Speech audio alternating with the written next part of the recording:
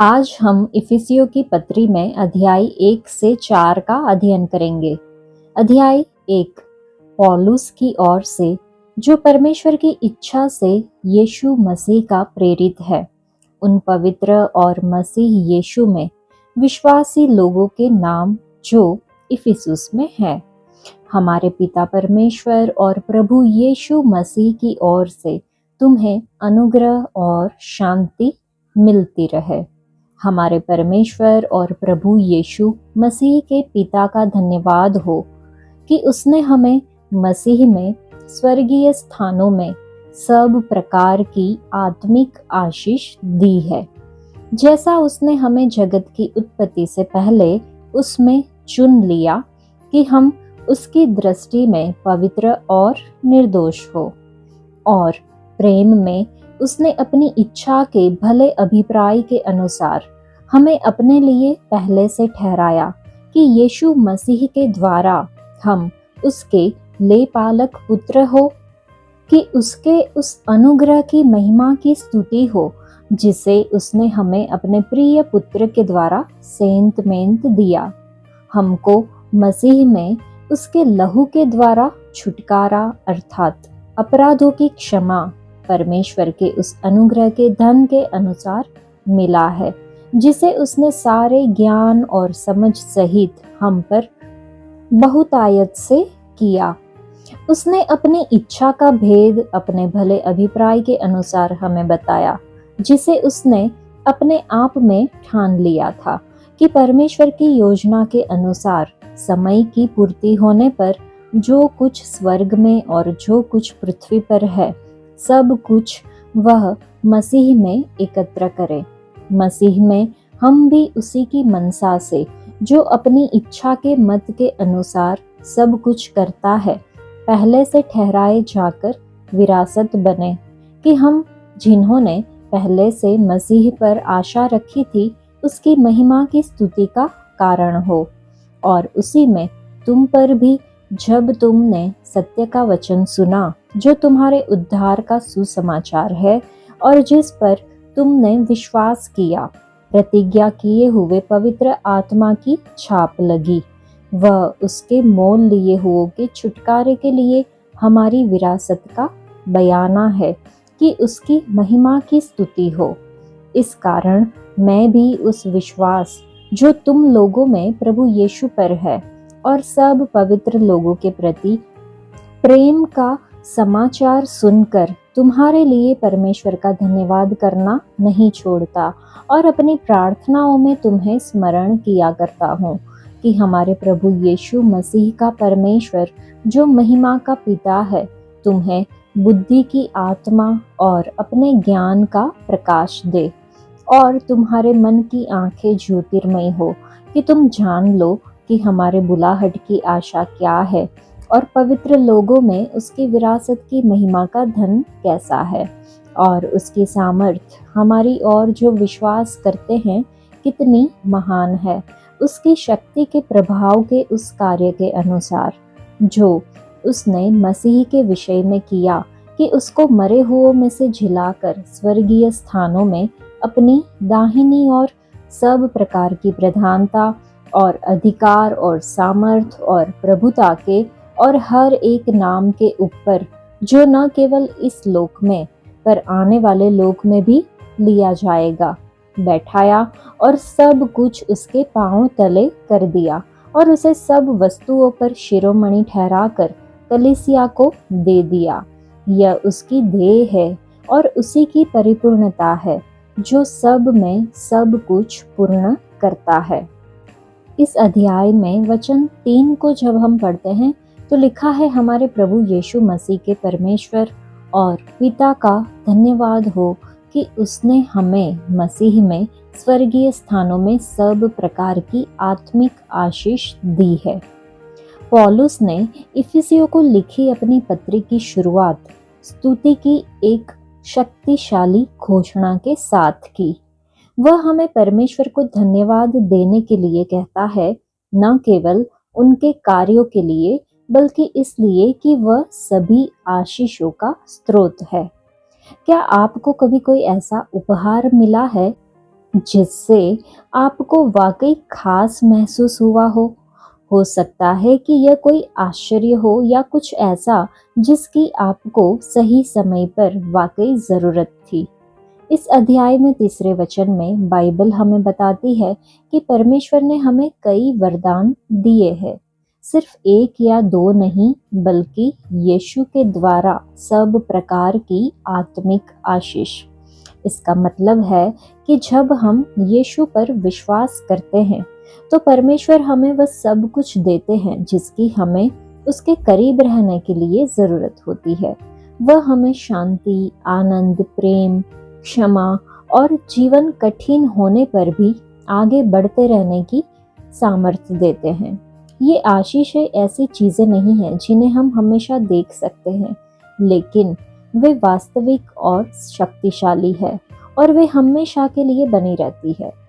तो आज हम परमेश्वर को उन सभी अच्छी चीजें के लिए धन्यवाद देने के लिए एक पल निकालें जो उन्होंने हमें दी है, खासकर वे जो हम अपनी आंखों से नहीं देख सकते हैं लेकिन अपने दिलों में महसूस कर सकते हैं।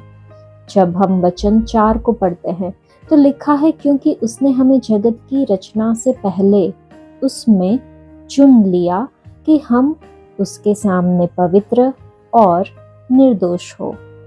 परमेश्वर द्वारा हमें सुसज्जित करना और हमसे उसकी अपेक्षाएं इस अध्याय में दी गई है, जैसे कि चौथे वचन में कि उसने हमें उसमें पवित्र और निर्दोष होने के लिए चुना है।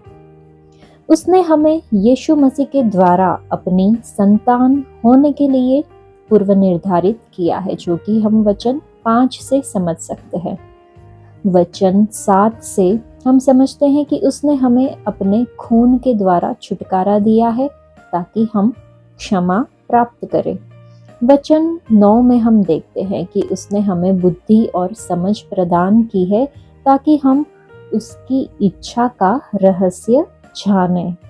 वचन 13 को अगर हम देखें तो उन्होंने हमें सुसमाचार के द्वारा मसीह में शामिल किया है ताकि हम उन पर विश्वास करें और पवित्र आत्मा प्राप्त करें। वचन 14 में हम देखते हैं कि उसने हमें विरासत दी है ताकि हम उससे महिमा दें। वचन 17 को हम देखें तो वह हमें बुद्धि और प्रकाशन की आत्मा देता है ताकि हम उसे बेहतर जान सके। वचन 19 में हम देखें तो वह विश्वासियों को महान शक्ति देता है ताकि वे सशक्त बने। तो हमें सीखना है कि परमेश्वर हमसे अपेक्षा करने से पहले हमें सुसज्जित करते हैं। जब हम वचन 17 और 18 को पढ़ते हैं तो लिखा है कि हमारे प्रभु यीशु मसीह का परमेश्वर जो महिमा का पिता है तुम्हें अपनी पहचान में ज्ञान और प्रकाश का आत्मा दे और तुम्हारे मन की आंखें ज्योतिर्मय हो कि तुम जान लो पवित्र लोगों में उसकी मिरास की महिमा का धन कैसा है। दिवंगत समाचार पत्र प्रकाशक विलियम रेंडोल्फ हर्स्ट ने कला के खजाने को इकट्ठा करने में बहुत पैसा लगाया। एक दिन श्री हर्स्ट को कुछ मूल्यवान वस्तुओं का विवरण मिला जिसके बारे में उन्हें लगा कि उसे उन्हें खरीदना चाहिए। इसलिए उसने उन्हें खोजने के लिए अपने एजेंट को विदेश भेजा। महीनों की खोज के बाद एजेंट ने बताया कि उसे आखिरकार खजाने मिल गए हैं। वे श्री हर्स्ट के अपने गोदाम में थे। हर्स्ट उन खजानों की खोज में पागलों की तरह लगा हुआ था जो उसके पास पहले से ही थे। जिस तरह हर्स्ट ने उन खजानों की खोज की जो उसके पास पहले से ही थे, आज कई विश्वासी मसीह में पहले से ही मौजूद आत्मिक धन से अनजान रहते हैं। इफिसियों में पौलुस की प्रार्थना है कि विश्वासियों की आत्मिक आंखें खुल जाए, आपके दिलों की आंखें रोशन ज्योतिर्मयी हो जाए ताकि जान सके कि परमेश्वर ने पहले से ही क्या दिया है। पौलुस ने परमेश्वर से यह नहीं मांगा कि वह उसे वह दे जो उनके पास नहीं था, बल्कि उसने प्रार्थना की कि परमेश्वर उन्हें वह प्रकट करे जो उनके पास पहले से ही था। लेकिन प्रार्थना करने से पहले पौलुस ने सबसे पहले परमेश्वर से उन्हें बुद्धि और समझ की आत्मा देने के लिए कहा। सब कुछ पवित्र आत्मा के साथ आपके रिश्ते पर निर्भर करता है। पवित्र आत्मा हमें वचन से सत्य प्रकट करता है और फिर हमें सत्य का अभ्यास करने की सामर्थ्य, सक्षमता देता है। परमेश्वर को व्यक्तिगत रूप से जानना उद्धार है। परमेश्वर को अधिक से अधिक जानना पवित्रीकरण है। परमेश्वर को पूर्ण रूप से जानना महिमा है। हम परमेश्वर को जितना बेहतर जानते हैं, हमारा आत्मिक जीवन उतना ही समृद्ध और संतोषजनक होगा, क्योंकि अंत में हमारा सबसे बड़ा खजाना वह नहीं है जो परमेश्वर हमें देते हैं, वह खुद परमेश्वर है। अध्याय 2। और उसने तुम्हें भी जिलाया जो अपने अपराधों और पापों के कारण मरे हुए थे, जिनमें तुम पहले इस संसार की रीति पर और आकाश के अधिकार के अधिपति अर्थात उस आत्मा के अनुसार चलते थे जो अब भी आज्ञा न मानने वालों में कार्य करता है। इनमें हम भी सब के सब पहले अपने शरीर की लालसाओं में दिन बिताते थे और शरीर और मन की मनसाएं पूरी करते थे और अन्य लोगों के समान स्वभाव ही से क्रोध की संतान थे। परंतु परमेश्वर ने जो दया का धनी है, अपने उस बड़े प्रेम के कारण जिसे उसने हमसे प्रेम किया, जब हम अपराधों के कारण मरे हुए थे, तो हमें मसीह के साथ जिलाया। अनुग्रह ही से तुम्हारा उद्धार हुआ है और मसीह यीशु में उसके साथ उठाया और स्वर्गीय स्थानों में उसके साथ बैठाया, कि वह अपनी उस दया से जो मसीह यीशु में हम पर है, आने वाले समयों में अपने अनुग्रह का असीम धन दिखाए। क्योंकि विश्वास के द्वारा अनुग्रह ही से तुम्हारा उद्धार हुआ है, और यह तुम्हारी ओर से नहीं वरन परमेश्वर का दान है, और न कर्मों के कारण, ऐसा न हो कि कोई घमंड करे। क्योंकि हम परमेश्वर की रचना है और मसीह यीशु में उन भले कामों के लिए सृजे गए जिन्हें परमेश्वर ने पहले से हमारे करने के लिए तैयार किया। इस कारण स्मरण करो कि तुम जो शारीरिक रीति से अन्य जाति हो और जो लोग शरीर में हाथ के किए हुए खतने से खतना वाले कहलाते हैं, वे तुमको खतना रहित कहते हैं। तुम लोग उस समय मसीह से अलग और इस्राएल की प्रजा के पद से अलग किए हुए और प्रतिज्ञा की वाचाओं के भागी न थे, और आशाहीन और जगत में ईश्वर रहित थे। पर अब मसीह यीशु में तुम जो पहले दूर थे, मसीह के लहू के द्वारा निकट हो गए हो, क्योंकि वही हमारा मेल है, जिसने यहूदियों और अन्य जातियों को एक कर दिया और अलग करने वाले दीवार को जो बीच में थी ढा दिया, और अपने शरीर में बेर अर्थात वह व्यवस्था जिसकी आज्ञाएं विधियों की रीति पर थी, मिटा दिया, कि उन दोनों से अपने में एक नई जाति उत्पन्न करके मेल करा दे, और क्रूस पर बेर को नाश करके इसके द्वारा दोनों को एक देह बनाकर परमेश्वर से मिलाए। और उसने आकर तुम्हें जो दूर थे और उन्हें जो निकट थे, दोनों को मेल मिलाप का सुसमाचार सुनाया। क्योंकि उसी के द्वारा हम दोनों की एक आत्मा में पिता के पास पहुंच जाती है।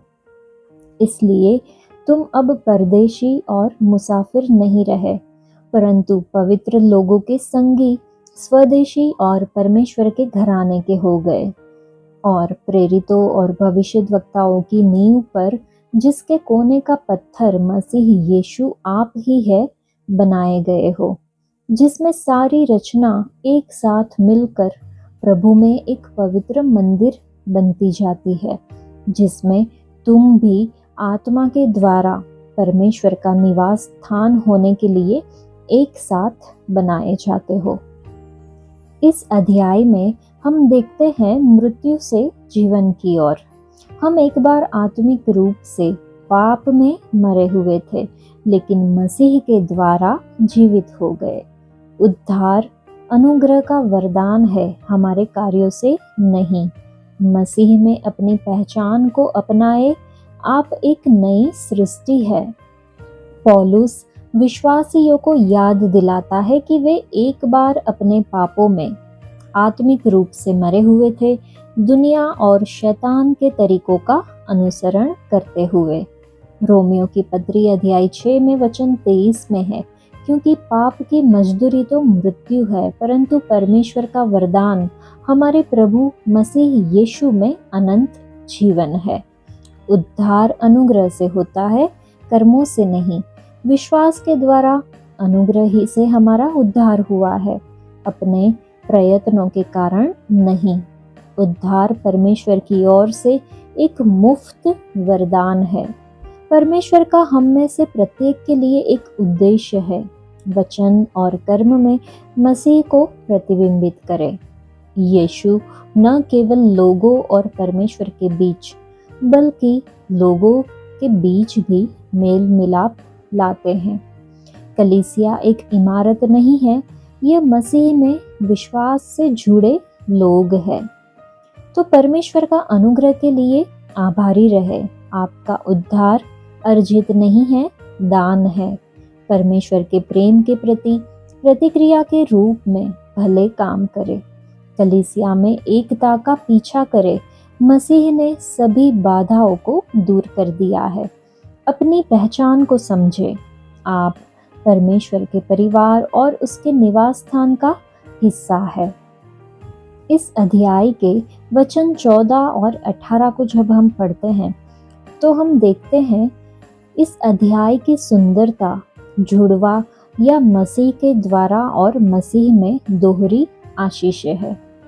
पहली आशीष ये है कि जिन्हें खतना किया हुआ कहा जाता है वे यहूदी है, और जिन्हें खतना रहित कहा जाता है वे अन्य जाति है, जिन्हें मसीह अपने लहू की सहायता से एक साथ लेकर आए। मसीह यहूदियों और अन्य जातियों दोनों के लिए शांति का माध्यम बन गए। उन्होंने क्रूस के माध्यम से दोनों का परमेश्वर के साथ मेल मिलाप करा दिया, शत्रुता को खत्म कर दिया। जो दूर थे अन्य जाति और जो निकट थे यहूदी, उन लोगों को शांति का उपदेश दिया, ताकि उसके द्वारा दोनों एक आत्मा के माध्यम से, जो परमेश्वर की आत्मा है, पिता के पास पहुंच सके। क्रूस पर मसीह के पूर्ण कार्य के माध्यम से यहूदी और अन्य जाति दोनों को पिता परमेश्वर तक समान पहुंच प्राप्त है। ये कितनी अद्भुत बात है। इसलिए वचन में लिखा है कि तुम अब विदेशी और मुसाफिर नहीं रहे, परंतु पवित्र लोगों के संगी, स्वदेशी और परमेश्वर के घराने के हो गए हो। जब हम मसीह को अपने मन में स्वीकारते हैं, तब हमें परमेश्वर के घराने में सम्मिलित होने का सौभाग्य प्राप्त होता है।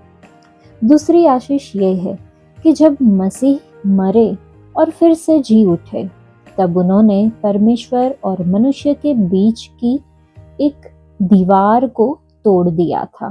परमेश्वर और मनुष्य के बीच पाप की खाई थी, जिसने पवित्र परमेश्वर तक पहुंच को रोक रखा था। हालांकि मसीह ने इसे हटा दिया और सभी को परमेश्वर पिता तक पहुंच प्रदान की, अगर वे स्वेच्छा से मसीह को अपने प्रभु और उद्धारकर्ता के रूप में स्वीकार करेंगे। मसीह ने फरमानों में बसी आज्ञाओं की व्यवस्था को तोड़ दिया, जिससे उद्धार के लिए अनुग्रह नियुक्त किया गया, और इसलिए अब प्रत्येक व्यक्ति कर्मों के द्वारा नहीं बल्कि विश्वास के द्वारा अनुग्रह ही से बचाया जा सकता है। और प्रेरितों और भविष्यद्वक्ताओं की नींव पर, जिसके कोने का पत्थर मसीह यीशु खुद ही है, बनाए गए हो, जिसमें सारी रचना एक साथ मिलकर प्रभु में एक पवित्र मंदिर बनती जाती है, जिसमें तुम भी आत्मा के द्वारा परमेश्वर का निवास स्थान होने के लिए एक साथ बनाए जाते हो। अध्याय 3। इसी कारण मैं पौलुस, जो तुम अन्य जातियों के लिए मसीह यीशु का बंदी हूँ, यदि तुमने परमेश्वर के उस अनुग्रह के प्रबंध का समाचार सुना हो जो तुम्हारे लिए मुझे दिया गया, अर्थात यह कि वह भेद मुझ पर प्रकाश के द्वारा प्रकट हुआ, जैसा मैं पहले संक्षेप में लिख चुका हूँ, जिसे तुम पढ़कर जान सकते हो कि मैं मसीह का वह भेद कहाँ तक समझता हूँ, जो अन्य समयों में मनुष्यों की संतानों को ऐसा नहीं बताया गया था, जैसा कि आत्मा के द्वारा अब उसके पवित्र प्रेरितों और भविष्यद्वक्ताओं पर प्रकट किया गया है। अर्थात यह कि मसीह यीशु में सुसमाचार के द्वारा अन्य जातीय लोग विरासत में सहभागी और एक ही देह के और प्रतिज्ञा के भागी है, और मैं परमेश्वर के अनुग्रह के उस दान के अनुसार जो सामर्थ्य के प्रभाव के अनुसार मुझे दिया गया, उस सुसमाचार का सेवक बना।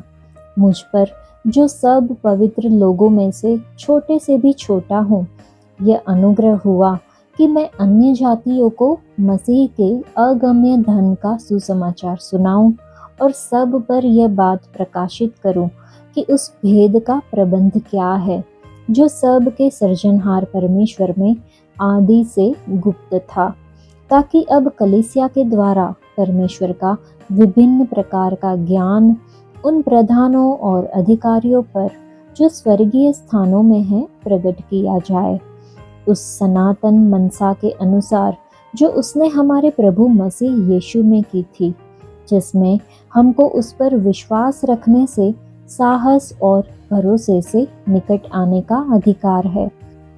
इसलिए मैं विनती करता हूँ कि जो क्लेश तुम्हारे लिए मुझे हो रहा है, उनके कारण साहस न छोड़ो, क्योंकि उनमें तुम्हारी महिमा है। मैं इसी कारण उस पिता के सामने घुटने टेकता हूँ, जिससे स्वर्ग और पृथ्वी पर हर एक घराने का नाम रखा जाता है, कि वह अपनी महिमा के धन के अनुसार तुम्हें यह दान दे कि तुम उसके आत्मा से अपने भीतरी मनुष्यत्व में सामर्थ्य पाकर बलवंत होते जाओ, और विश्वास के द्वारा मसीह तुम्हारे हृदय में बसे, कि तुम प्रेम में जड़ पकड़कर और नींव डालकर सब पवित्र लोगों के साथ भली भांति समझने की शक्ति पाओ कि उसकी चौड़ाई और लंबाई और ऊंचाई और गहराई कितनी है, और मसीह के उस प्रेम को जान सको जो ज्ञान से परे है, कि तुम परमेश्वर की सारी भरपूरी तक परिपूर्ण हो जाओ। अब जो ऐसा सामर्थ्य है कि हमारी विनती और समझ से कहीं अधिक काम कर सकता है, उस सामर्थ्य के अनुसार जो हम में कार्य करता है, कलीसिया में और मसीह यीशु में उसकी महिमा पीढ़ी से पीढ़ी तक युगानुयुग होती रहे। आमीन। इस अध्याय में हम भेद का खुलासा देखते हैं। पौलुस सुसमाचार के भेद के बारे में बोलता है। अन्य जातियां इस्राएल के साथ संगी वारिस है। परमेश्वर की योजना मसीह में सभी चीजों को एकजुट करना है। मसीह की देह की विविधता का जश्न मनाए। हर कोई इसका हिस्सा है। जैसा कि हम प्रेरितों के काम की पुस्तक में अध्याय 28 में पढ़ते हैं, पौलुस रोम में घर में नजरबंद था। यहूदियों ने उसे यहूदियों और अन्य जातियों के साथ सुसमाचार साझा करने के उसकी सेवकाई के प्रयासों के कारण गिरफ्तार करवा दिया था। पौलुस खुद को उसके जीवन के प्रभु यीशु मसीह का कैदी कहता है। यह आश्चर्यजनक बात है कि परमेश्वर एक कट्टर यहूदी, एक फरीसी, कलीसिया के एक उत्पीड़क को भेद का मुख्य पात्र बना देंगे। यह भेद यहूदी और अन्य जाति दोनों को एक देह रूपी कलीसिया में एकजुट करने का है। पौलुस इस अध्याय में इस भेद का वर्णन करता है कि मसीह यीशु में सुसमाचार के द्वारा अन्य जातीय लोग मिरास में साझी और एक ही देह के और प्रतिज्ञा के भागी है। परमेश्वर का अनंत उद्देश्य उस एकता में प्रकट होता है जिसके द्वारा यहूदी और अन्य जाति दोनों मसीह में विश्वास के द्वारा परमेश्वर के पास पहुंचने की पहुंच, आत्मविश्वास और साहस रखते हैं। पौलुस इस ज्ञान से नम्र होकर परमेश्वर के सामने आराधना, स्तुति और निवेदन में अपने घुटने टेकता है। इस अध्याय में वचन 16 से 21 में जब हम देखते हैं कि वह अपनी महिमा के धन के अनुसार तुम्हें यह दान दे कि तुम उसके आत्मा से अपने भीतरी मनुष्यत्व में सामर्थ पाकर बलवंत होते जाओ और विश्वास के द्वारा मसीह तुम्हारे हृदय में बसे, कि तुम प्रेम में जड़ पकड़कर और नेव डालकर सब पवित्र लोगों के साथ भली भांति समझने की शक्ति पाओ कि उसकी चौड़ाई और लंबाई और ऊंचाई और गहराई कितनी है, और मसीह के उस प्रेम को जान सको जो ज्ञान से परे है, कि तुम परमेश्वर की सारी भरपूरी तक परिपूर्ण हो जाओ। अब जो ऐसा सामर्थी है कि हमारी विनती और समझ से कहीं अधिक काम कर सकता है, उस सामर्थ के अनुसार जो हम में कार्य करता है, कलीसिया में मसीह यीशु में उसकी महिमा पीढ़ी से पीढ़ी तक युगानुयुग होती रहे। आमीन। इस अध्याय में हम मसीह का अगम्य धन देखते हैं। वचन 8 में है कि मुझ पर जो सब पवित्र लोगों में छोटे से भी छोटा हूँ, यह अनुग्रह हुआ कि मैं अन्य जातियों को मसीह के अगम्य धन का सुसमाचार सुनाऊं। कुछ मुख्य बातों की ओर अगर हम ध्यान दें तो पौलुस खुद को अनुग्रह का प्राप्तकर्ता बताता है, जो परमेश्वर की बुलाहट में नम्रता दर्शाता है। परमेश्वर का अनुग्रह विश्वासियों को उद्धार का संदेश साझा करने में सक्षम बनाता है। मसीह का धन अगम्य है, जो मानवीय समझ से परे है। सुसमाचार परमेश्वर के अनंत उद्देश्य को प्रकट करता है, जो बीते युगों में छिपा हुआ था। मसीह के द्वारा यहूदी और अन्य जाति दोनों प्रतिज्ञा के सहवारिस बनाए गए हैं। विश्वासी भीतरी मनुष्य में आत्मा के द्वारा सामर्थ्य से बलवंत किए जाते हैं। मसीह उन लोगों के हृदय में वास करता है जिनके पास विश्वास है। विश्वासी प्रेम में जड़ और नींव डाले हुए हैं, इसकी विशालता को समझने में सक्षम है। मसीह का प्रेम ज्ञान से परे है, विश्वासियों को परमेश्वर की परिपूर्णता से भरता है। परमेश्वर की बुद्धि मंडली के माध्यम से प्रधानताओं और शक्तियों के लिए ज्ञात की जाती है। मसीह यीशु में विश्वास के द्वारा साहस और परमेश्वर तक पहुंच मिलती है।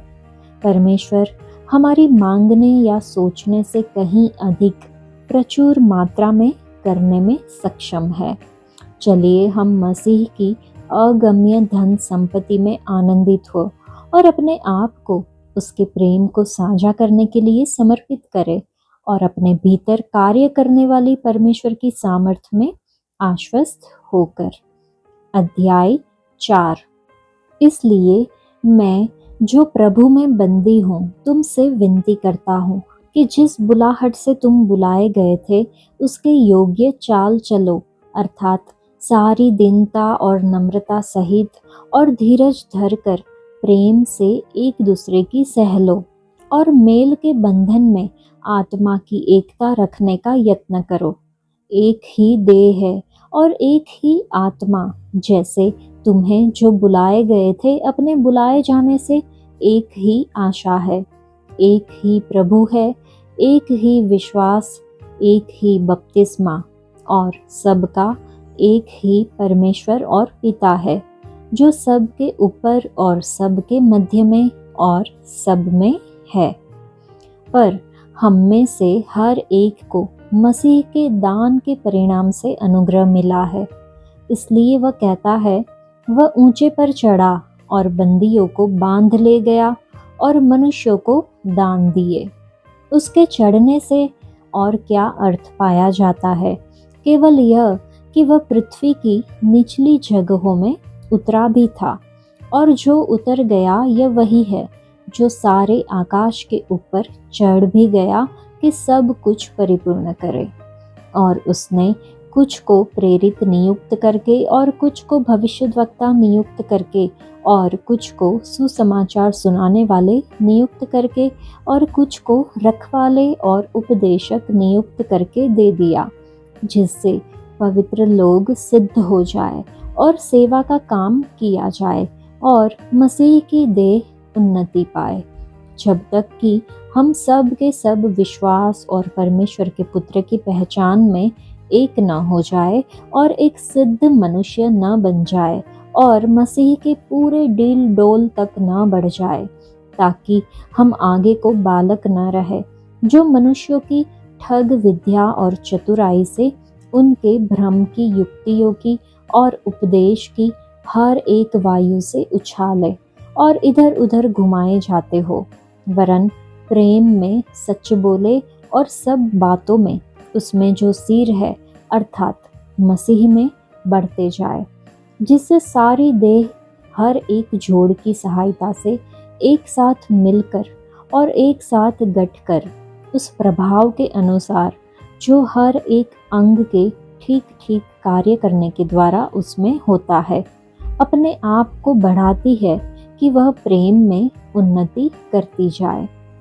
इसलिए मैं यह कहता हूँ और प्रभु में जताए देता हूँ कि जैसे अन्य जातीय लोग अपने मन की अनर्थ की रीति पर चलते हैं, तुम अब से फिर ऐसे न चलो, क्योंकि उनकी बुद्धि अंधेरी हो गई है और उस अज्ञानता के कारण जो उनमें है और उनके मन की कठोरता के कारण वे परमेश्वर के जीवन से अलग किए हुए हैं और वे सुन्न होकर लुचपन में लग गए हैं कि सब प्रकार के गंदे काम लालसा से किया करे।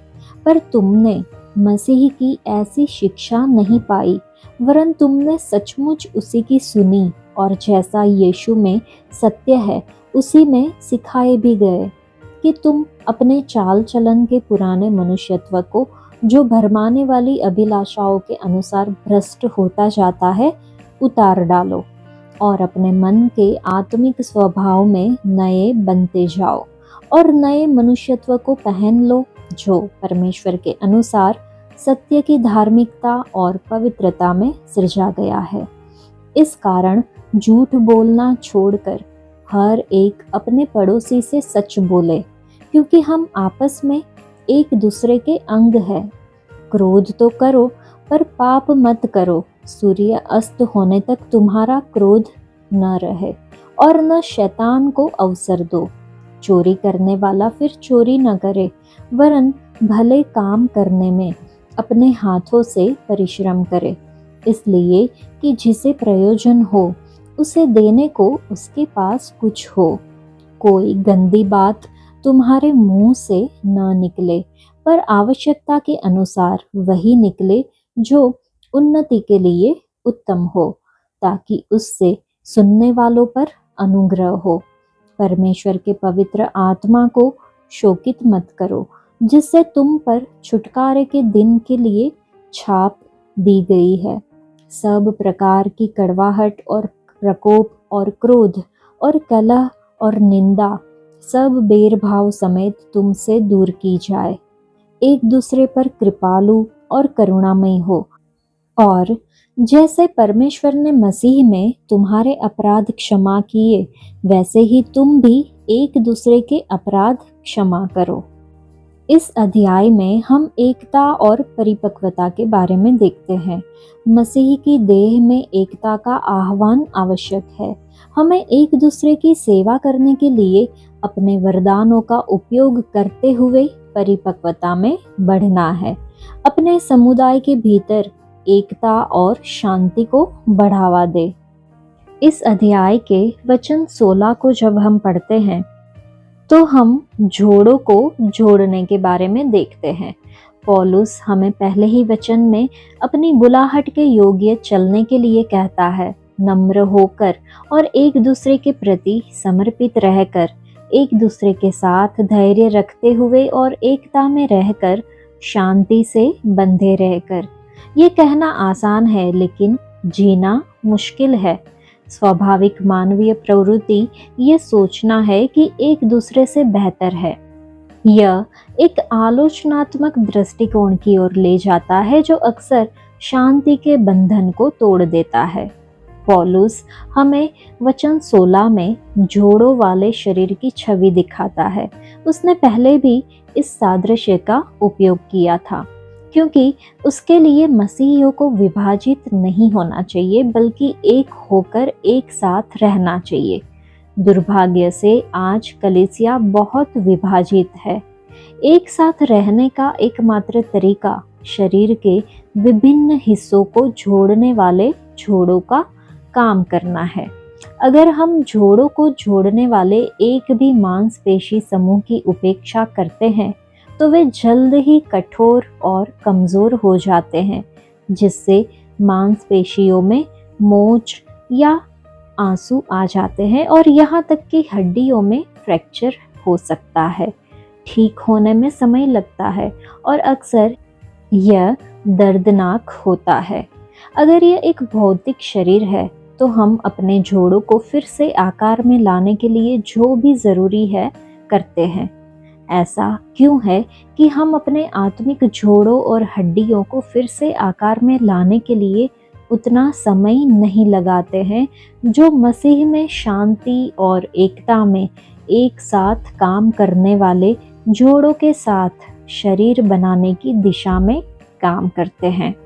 बुद्धिमान लोगों की तरह चलने के लिए शांति में एकजुट और मूर्खों की तरह नहीं, जो तर्कपूर्ण शोर या भ्रष्ट संचार के लिए जाने जाते हैं, जो दूसरों को नष्ट करते हैं और निर्माण नहीं करते। हमें जागना होगा, अपनी आंखें खोलनी होगी और खुद को उसके सत्य के प्रकाश से धोना होगा। प्रकाश चीज़ों को प्रकट करता है। दूसरे शब्दों में प्रकाश सभी चीज़ों को प्रकट करता है। यह अदृश्य चीज़ों को दृश्यमान बनाता है। यह हमारे कमज़ोर जोड़ों को ध्यान में लाता है। अपनी कमज़ोरियों को जानने से हमें वह करने में मदद मिलती है जो ज़रूरी है। सावधानी से चलना या बेहतर समय का सदुपयोग करना या खोए हुए समय का अधिकतम लाभ उठाना। हमेशा याद रखना कि दिन बुरे हैं, कि हम बुराई से घिरे हुए हैं और शैतान लगातार हमें गिराने के तरीके खोज रहा है। और समझना कि प्रभु की इच्छा क्या है। किसी विभाजनकारी समस्या का सामना करने पर जो जोड़ या हड्डी को तोड़ सकती है, हमें रुककर पवित्र आत्मा से पूछना चाहिए कि उसकी इच्छा क्या है। चिकने जोड़ ही हमें बेहतर तरीके से चलने और जीने में मदद करते हैं। अगर हम आत्मा से पूछें तो वह हमें अपने प्रकाश और सत्य से दिखाएंगे कि कैसे। एक बार जब वह अंधकार को उजागर कर देते हैं तो हमें उससे दुखी नहीं करना चाहिए, बल्कि हमें सत्य को हमें शुद्ध करने और हमें मुक्त करने देना चाहिए ताकि हम शांति से रह सके। इस अध्याय के वचन 19 को जब हम पढ़ते हैं तो सारी संवेदनशीलता खोकर उन्होंने खुद को गंदी लालसा के हवाले कर दिया है ताकि हर तरह की अशुद्धता में लिप्त हो जाए और अधिक पाने की निरंतर लालसा करते रहें। प्रेरित पौलुस ज्योति की संतान और अंधकार की संतान के बीच अंतर करता है, जिसमें पूर्ण संवेदनशीलता होती है, क्योंकि वे दूसरों की आवश्यकता और भावनाओं के प्रति सही तरीके से प्रतिक्रिया करते हैं, जो सही और उच्च आत्मिक और मानसिक दृष्टिकोण है। जबकि बाद वाले कामुक होते हैं, क्योंकि वे दूसरों की आवश्यकता और भावनाओं के प्रति लालच से अपनी शारीरिक लालसाओं को पूरा करते हैं, जो गलत और नीच मानसिक और शारीरिक दृष्टिकोण है। जब हम संवेदनशील होना बंद कर देते हैं तो हम कामुक हो जाते हैं। कामुकता में आंखों की अभिलाषा, शरीर की अभिलाषा और जीविका का घमंड शामिल है, जो संसार से है। कामुक लोग अपनी अशुद्ध बातचीत, मूर्खतापूर्ण बातचीत या भद्दे मजाक से पवित्र आत्मा को दुखी करते हैं, जबकि संवेदनशील लोग वही बोलते हैं जो दूसरों के निर्माण के लिए सहायक होता है, ताकि सुनने वालों को लाभ हो। इन दो समूहों के लोगों के अलग होने का कारण उनके जीवन में अपने चुनाव करने के उनके बिल्कुल अलग पसंद के आधार है। अंधकार की संतान अच्छे या बुरे के बीच चुनाव करते हैं। वे हमेशा ऐसी अच्छी चीजों को चुनते हैं जो उनकी शारीरिक लालसाओं को संतुष्ट करता है। उन्हें वे अस्वीकार करते हैं जो उनकी मूल प्रवृत्ति को पसंद नहीं आता। जो हमारा अच्छा है जरूरी नहीं कि वह हमारे जीवन में सही चीज हो, जबकि ज्योति की संतान सही या गलत के बीच अंतर्निहित पवित्र आत्मा के मार्गदर्शन में चुनाव करते हैं। वे हमेशा वही चुनते हैं जो नैतिक रूप से सही है, जो प्रभु को प्रसन्न करता है, और जो अनैतिक है उसे वो अस्वीकार करते हैं। वर्तमान पापी दुनिया में रहने वाले परमेश्वर के बच्चों के रूप में हमारे चुनाव का आधार क्या है? क्या यह अच्छे या बुरे के बीच या सही या गलत के बीच है? हमें सही चीजों को चुनने की जरूरत है, जो शायद अच्छी ना हो, क्योंकि अंतिम विश्लेषण में सही चुनाव अच्छे चुनाव से बेहतर होता है। तो संवेदनशीलता नैतिक है, कामुकता अनैतिक है। हमारे अनुसार निर्णय का आधार सही या गलत हो सकता है। हमारे द्वारा अच्छे या बुरे के निर्णय का आधार जरूरी नहीं कि सही हो। इस अध्याय के वचन 30 को जब हम पढ़ते हैं तो लिखा है, पवित्र आत्मा को शोकित मत करो, जिससे तुम पर छुटकारे के दिन के लिए मुहरबंद किए गए हो। जब मैंने इफिसियों के अध्याय 2 से 6 पर मनन किया तो एक वचन ने धीरे से लेकिन गहराई से मेरे दिल को छेद दिया कि पवित्र आत्मा को शोकित मत करो। ये सेवकाई, कलीसिया संरचना या आध्यात्मिक उपहारों के बारे में कोई आदेश नहीं है, ये रिश्ते के बारे में है। पवित्र आत्मा केवल शक्ति नहीं है, वह एक व्यक्ति है जिसने मुझे छुटकारे के दिन के लिए मुहरबंद किया है। वह मेरे दैनिक निर्णयों से भी दुखी हो सकते हैं। मैंने देखा कि मैं कितनी बार उसकी निकटता को अनदेखा करती हूँ। वही पवित्र आत्मा जिसने जब मैं पाप में मरी हुई थी तब मुझे पुनर्जीवित किया, मुझे पिता के निकट ले आया, मेरे भीतर के मनुष्य को बलवंत किया, मुझे प्रतिदिन भरने का प्रयास किया। वह भी वही है जिसे मैं आसानी से कड़वाहट, लापरवाह शब्दों, आध्यात्मिक अभिमान या छिपे हुए समझौते से अपमानित कर सकती हूँ। इस वचन ने मुझे याद दिलाया कि पवित्र आत्मा को दुखी करना नियमों को तोड़ने के बारे में नहीं है, यह उसका दिल तोड़ने के बारे में है। अगर हम बाइबल का